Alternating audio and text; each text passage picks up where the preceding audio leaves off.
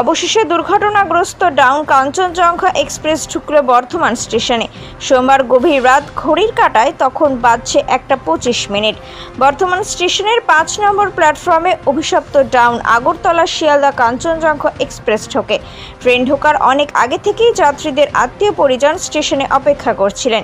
অপেক্ষায় ছিলেন প্রশাসনের লোকজনও।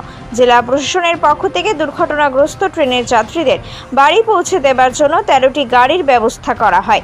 মোট 34 জন যাত্রী বর্ধমান স্টেশনে নামেন। দিনভর উৎকণ্ঠায় ছিলেন পরিবার পরিজন।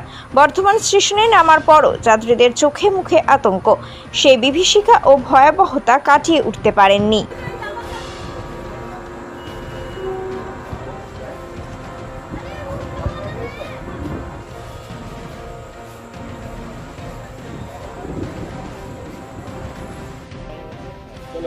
কাঞ্চনজঙ্ঘা এক্সপ্রেস এই গাড়িটা দুর্ঘটনাগ্রস্ত হয়েছে। এই গাড়িটা তো ব্যাক করছে শিয়ালদা বর্তমানে কটা নাগাদ থেকে পৌঁছবে আর কি? বর্ধমানে এখনো পর্যন্ত আমরা যা জানতে পেরেছি রেলের সূত্রে, সেটা 1:18 নাগাদ ঢুকবে।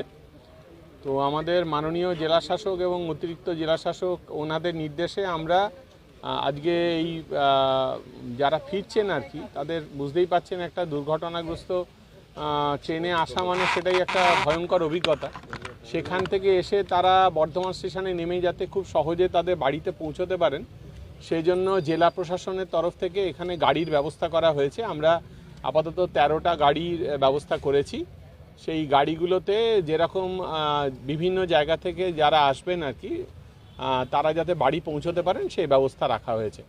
এবং এই পুরো ব্যাপারটার সঙ্গে আমাদের জেলার আমাদের আরটিও সাহেব রয়েছেন, আমাদের সিভিল ডিফেন্সের আমাদের ভলেন্টিয়ার্সরা রয়েছে, আমি কোঅর্ডিনেশনে আছি, এবং এছাড়া জেলা প্রশাসনে অন্যান্য যারা উচ্চপদস্থ আধিকারিক তারাও এই পুরো ব্যাপারটা কোঅর্ডিনেট করছেন।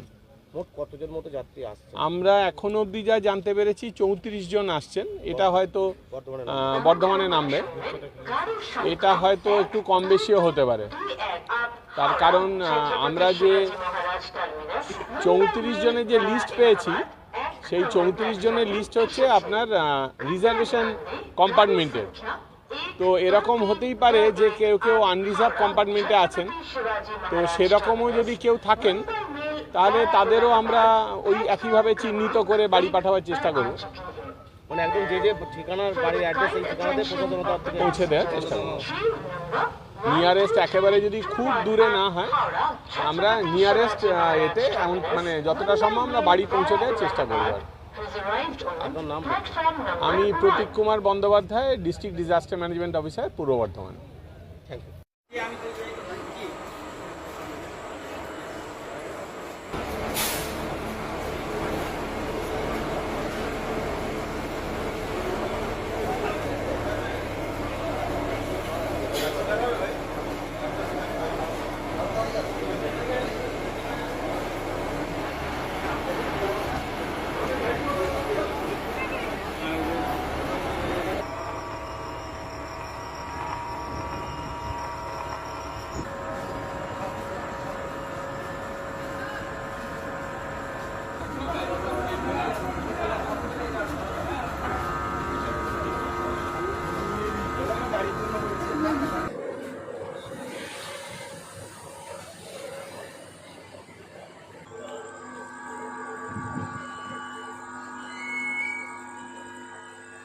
ভীষণ ভয়ঙ্কর, একবারে ওরে বাবা, চোখে দেখা যায় না এমন অবস্থা।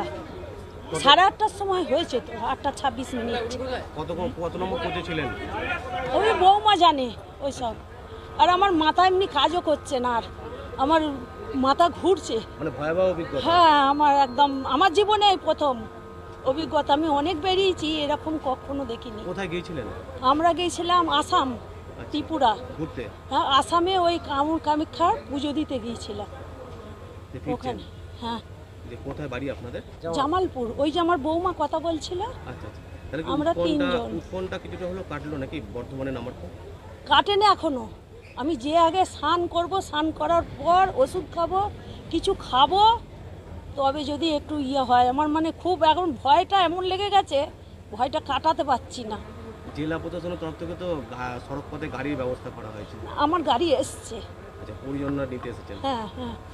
আর এই যে ঘটনা, এই ঘটনা কি বলবেন, কি এই যে ঘটনা ঘটলো কি বলবো, মর্মান্তিক ঘটনা, এর আর কি বলার মানে আছে। কি জন্য ঘটলো বলে মনে কি হচ্ছে? ওই যে পেছন থেকে এসে মালগাড়ি, কি গাফিলতি কারণ? কি জানি সেটা তো বলতে পারবো না। এক লাইনে যদি দুটো ট্রেন, একই লাইনে না, আমাদের ট্রেনটা তো দাঁড়িয়ে ছিল আর ওই ট্রেনটা এসে তো মেরে দিল, হ্যাঁ ওটা রেলের গাফিলতি বলা চলে। সেটা বলতে পারবো না। এটা কি প্ল্যাটফর্মে দাঁড়িয়ে ছিল নাকি স্টেশনে? হ্যাঁ, ওই আপনার নিউ জলপাইগুড়ি থেকে ছেড়েছে ট্রেনটা একটু হালকা, সেই তালে এসেই তো মেরেছে। কি নাম আপনার? মৌসুমী ঘোষ। তো উৎকণ্ঠার অবসান না, কিছুই হয়নি, সব ঘুরছে।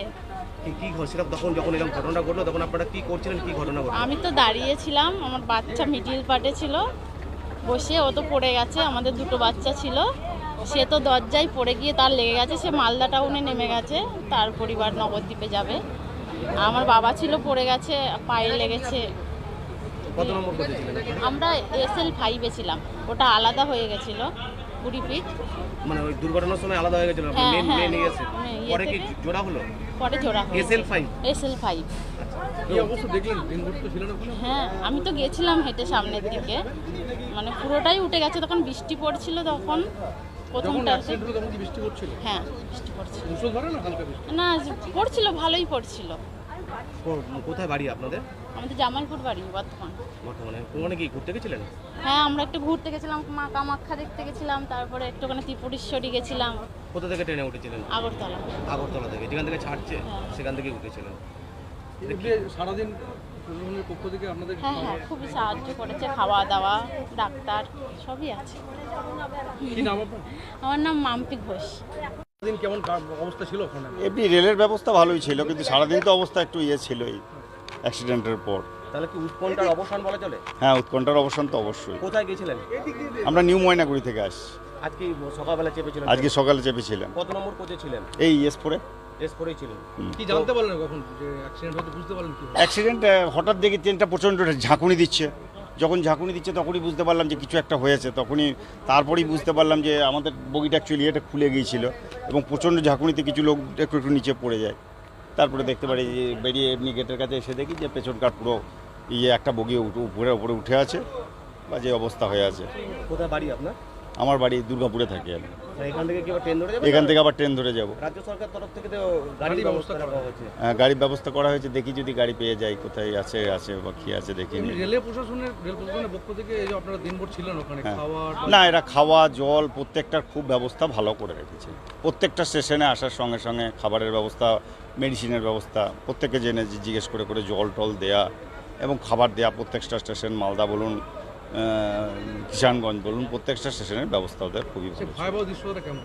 ভয়াবহ দৃশ্যটা দেখুন, খুবই ভয়ানক তো আছেই নিঃসন্দেহে। যখন বসেছিলেন তখন কি হঠাৎ করে আওয়াজ হলো নাকি? তখন একটা বিকট আওয়াজ হলো, জোরে বিকট আওয়াজের সাথে বোঝা গেল যে কিছু হয়েছে।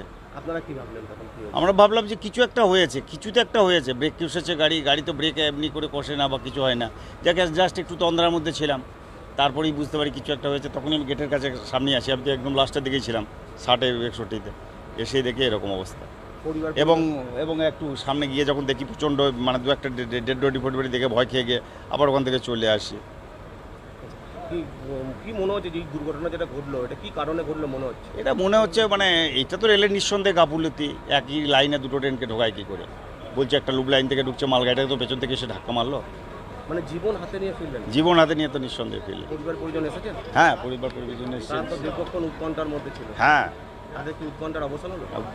আবার তারা ফিরে যেতে চাইছিল, আমরা দেখি না কিছুক্ষণ কী হয় না হয়। তারপর দেখলাম রেলের গাড়ি, এরা বললো যাবে টাবে, তারপর আবার ঠিক। ঘুরতে গেছিলেন, বেড়াতে গেছিলেন? না, আমার পিসির বাড়ি ওইখানে। বেড়াতেও গেছিলাম, আমার পিসিরও বাড়ি একাই ময়না। গেছিলেন? না, আমার ফ্যামিলি গিয়েছিল, আমার ওয়াইফ, ছেলে। কদিন আগে গেছিলেন? 4 দিন আগে গিয়েছিলাম। কি নাম আপনার? আমার নাম সন্দীপন চৌধুরী। কি করেন? আমি একটা প্রাইভেট ইয়েতে কাজ করি, শোরুমে কাজ করি, দুর্গাপুরে কাজ করি প্রাইভেট। কি আছে? আমার দিদি। ঠিক ছিলেন নাকি? হ্যাঁ, ও সকালবেলা দিয়ে ফোন এসছে এরকম অ্যাক্সিডেন্ট হয়ে গেছে। আর আমার দিদিরা যে বগিতে আছে তার 3টে বগি পরে, আমার দিদি আর 2-3টে বগি ছেড়েই আছে। এরকম অ্যাক্সিডেন্ট হয়ে গেছে, তারাও ঘাবড়ি আছে। আর আমার ভাগনা ভাগনিও আছে ছোটো ছোটো, তার দিকে যে টেনশন আর কি একটা। কোথায় বাড়ি আপনার? আমার বাড়ি ঘাটাল থানা, খাসবার গ্রাম আমাদের। দিদি বাড়ি কোথায়? দিদি বাড়ি আমাদের পাশের গ্রামে, গোবিন্দপুর। ওদেরকে তাহলে কোথায় নিয়ে যাবেন? এখন বাড়িতেই নিয়ে যাবো। প্রশাসনের পক্ষ থেকে গাড়ি ব্যবস্থা হয়েছে নাকি? আমরা জানতাম না, নাহলে জানলে অবশ্যই ইয়ে হতো। আমরা ওই জিনিসটা জানতাম না, আমরা গাড়ি নিয়ে নিজেদের গাড়ি নিয়ে এসেছিলাম। সকাল থেকে তো অ্যাক্সিডেন্টের পরে প্রশাসনের তরফ থেকে যোগাযোগ করা হয়েছিল আপনাদের সঙ্গে? না, করা হয় না। আপনি জানেন কি ওর গাড়ি আসছে? না জানতাম না। ট্রেনটা আসছে হ্যাঁ জানলাম বলতে আমার দিদি আর একটু কন্ট্যাক্ট করেছিল, একটু কন্ট্যাক্ট হচ্ছে ফোনে, যত একটা ট্রেন দুর্ঘটনা মানে একটা কন্ট্যাক্ট হবেই, ওই কন্ট্যাক্টে তাদের ফোনে। কীভাবে জানতে পারলো ট্রেন অ্যাক্সিডেন্ট হয়েছে?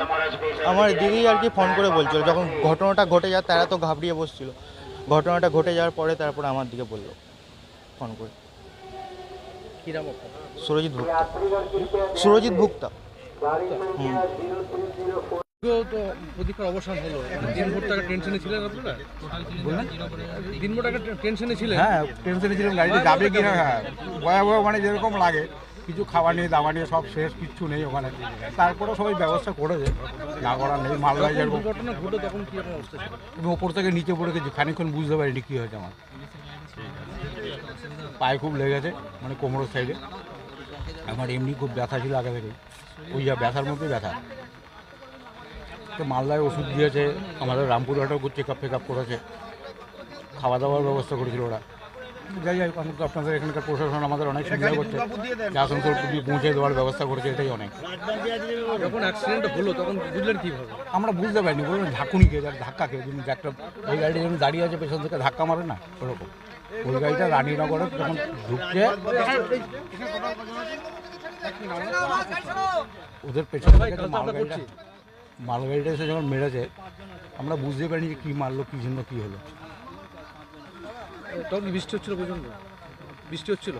হ্যাঁ না, ওইদিকে তখন অতটা বৃষ্টি হয়নি, তারপরে হয়েছে। হ্যাঁ মানে তখন অতটা ছিল না, তারপরে বৃষ্টি তো হচ্ছিল। দায় কি রেল এড়াতে পারে? কী জানি কী করে বলবো, কী করে এড়াবে। বলতে তো 10 জন মারা গেছে, কিন্তু কতজন মারা গেছে কী করে বলবো। এই যে এত রেলের তরফ থেকে ঘোষণা করা হচ্ছে, এত পরিকাঠামোর কোথাও কি ত্রুটি আছে মনে হচ্ছে? কী করে আমি কিছু এতক্ষণ বাড়ি যেতে পারলে মনে হচ্ছে খুব শান্তি পাবো। পরিজনদের সব কথা হয়েছে বাড়ির লোক? হ্যাঁ হ্যাঁ হ্যাঁ, সবার সাথে। কী নাম আপনার? কল্যাণ মুখার্জি।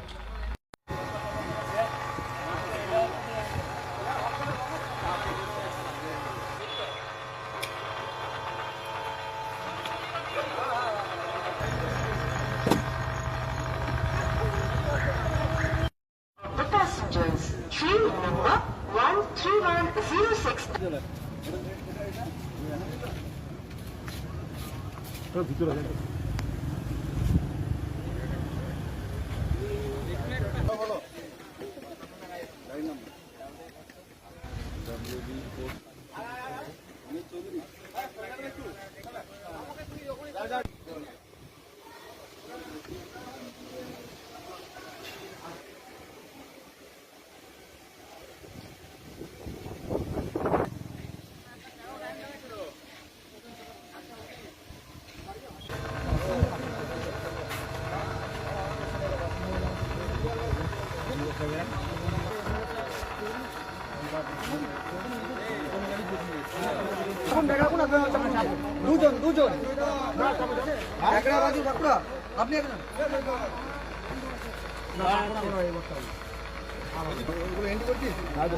স্টার্টটা বন্ধ করো, চারটা বন্ধ করে দাও বস।